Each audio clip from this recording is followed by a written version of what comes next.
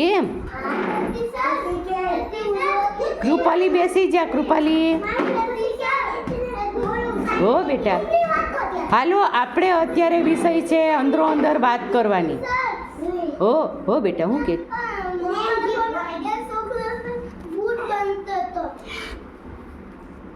તું આ બેસ જા. હું તને કહું કે મેળામાં જાવ ત્યારે હું જોવાનું છે. નોટ પેન મૂકી દે બેટા. હું નોટ પેનની ના જ પાડું છું. નોટ પેનમાં બોલપેન તમે કોઈની આંખમાં લાગી જાય, મોઢા ઉપર લાગી જાય. આપણે પાટી પેન જ લઈને એમાં જ આપણે કરવાનું હોય. બેટા નોટ પેન મૂકી દે આસ્તા. ને નોટ પેન લઈને અહીંયા કોઈ આવવાનું નથી. ખબર વગરનું લગાડી દો કોઈને. હો બેટા.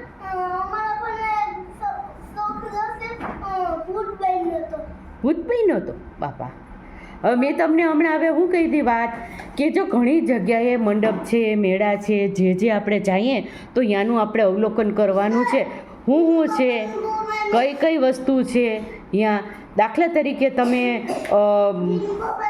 મોજ કરવા જાઓ છો, દાખલા તરીકે તો ત્યાં કઈ ચકડોળ છે, લસરપટ્ટી છે, કૂદકા મારવાનું છે કે આપણે સહેજ જમ્પ મારીએ તો ક્યાંય ખુદ ઉછળીને નીચા પડીએ.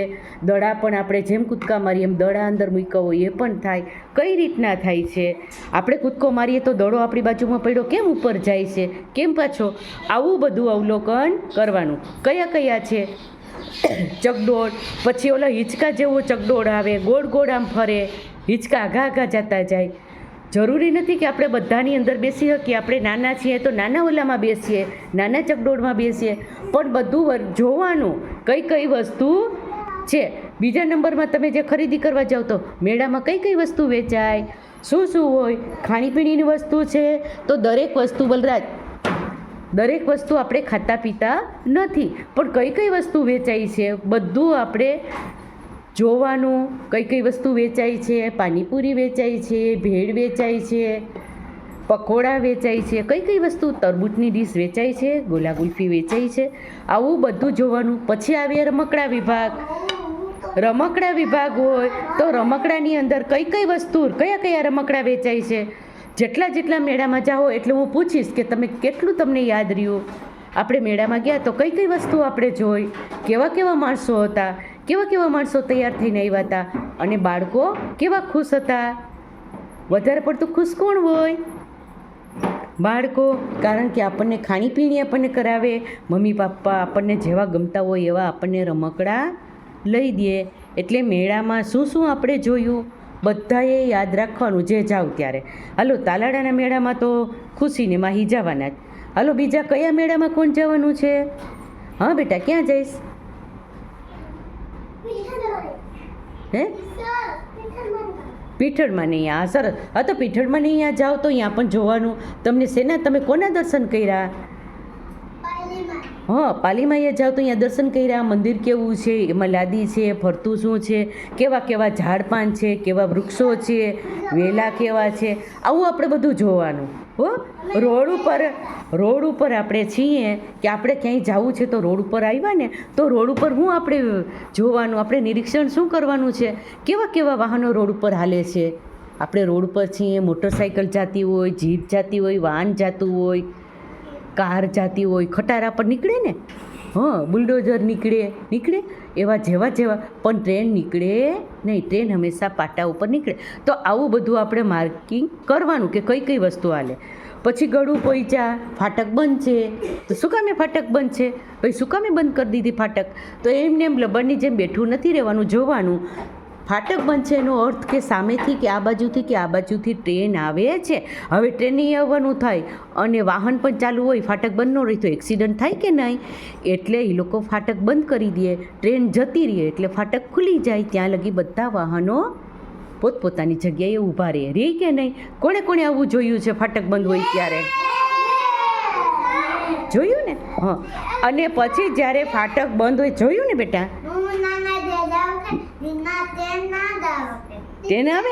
નાનાને ઘેરે ગયા તો તેને અહીંયા ટ્રેન આવી, ફાટક આવી તો ફાટક બંધ હતું, ટ્રેન નીકળી ગઈ. કે ટ્રેન કેવી છટાછટ જતી હોય ને, હવે એવી રીતે ટ્રેન જતી હોય અને વાહન અથડાય તો એક્સિડન્ટ થાય ને, એટલા માટે ફાટક બંધ કરી દે. હવે જ્યારે ફાટક બંધ હોય ત્યારે ઘણા બધા વાહનો પાસે ગોઠવાઈ ગયા હોય તો આપણે જોવાનું કયા વાહન છે.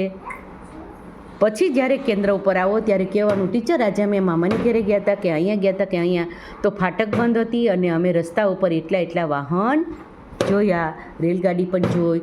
મેળામાં જાઓ તો મેળામાં તમે કઈ કઈ વસ્તુ જોવા મળી? રમકડા છે તો કઈ કઈ પ્રકારના રમકડા? ખાણીપીણી વિભાગમાં જાઓ તો કઈ કઈ પ્રકારની ખાણીપીણી તમને જોવા મળી? બધી ખાણીપીણી ન હોય, આપણે બધું ના ખાતા હોય, પણ જે હોય એ બધું જોવાનું હો. અને બધાથી વધારે કોઈમાં કોણ ખુશ હોય? છોકરાઓની નથી નવા રમકડા, મમ્મી ખુશ હોય હો ભાઈ. મમ્મી કંઈક ને કંઈક ખરીદી કરતા હોય ને, મમ્મી પણ ખુશ હોય. અને આપણને કોણ મેળામાં લઈ જાય તમને? પપ્પા ને મમ્મી. હાલો મેળામાં જઈએ તો આપણે કઈ બાબતનું ધ્યાન રાખવાનું?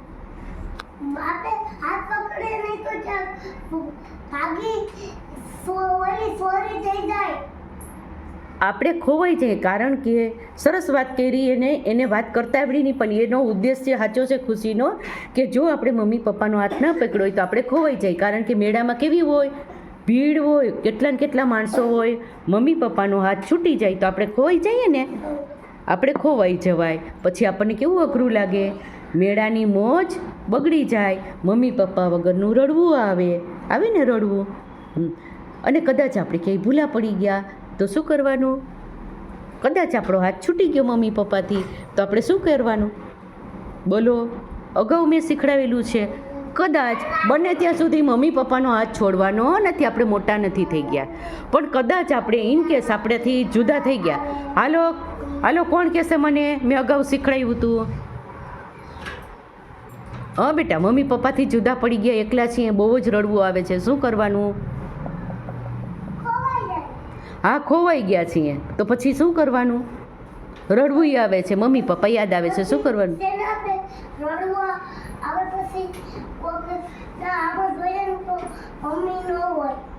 હા, કોઈ સામું છે. પછી શું કરવાનું? હિંમત રાખીને આપણને પૂછે એનો જવાબ આપવાનો. કોઈનો ભરોસો કરવાનો નહીં. કોઈ આપણને ખાવા પીવાની વસ્તુ આપે તો આ લેવાની નહીં, પણ કોઈ એવું આપણને લાગે કે ક્યાં જવું બેટા, કોની આ, તો શું કહેવાનું છે? એક તો આપણું ગામ કયું છે? ગામ કયો? બરુલા. હિંમત રાખવાની રડે. એક તો અમારું ગામનું નામ બરુલા છે, અમારો તાલુકો માળિયા છે, અમારો જિલ્લો જુનાગઢ છે.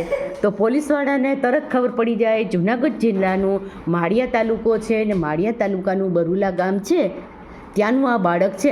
એટલે બરુલા ગામના કોઈના કોન્ટેક લઈને કહે કે આ બાળક ન મળ્યું, પછી તમને પૂછે કે બેટા તારું નામ શું છે? તો આપણે કહેવાનું મારું નામ આ છે ને મારા પપ્પાનું નામ આ છે. રેડા કરીએ તો શું થાય?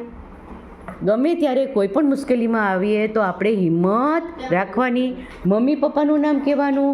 અને આવી જા બેટા, ગુડ મોર્નિંગ, બિસ્તરમાંથી ખુરશી લઈને.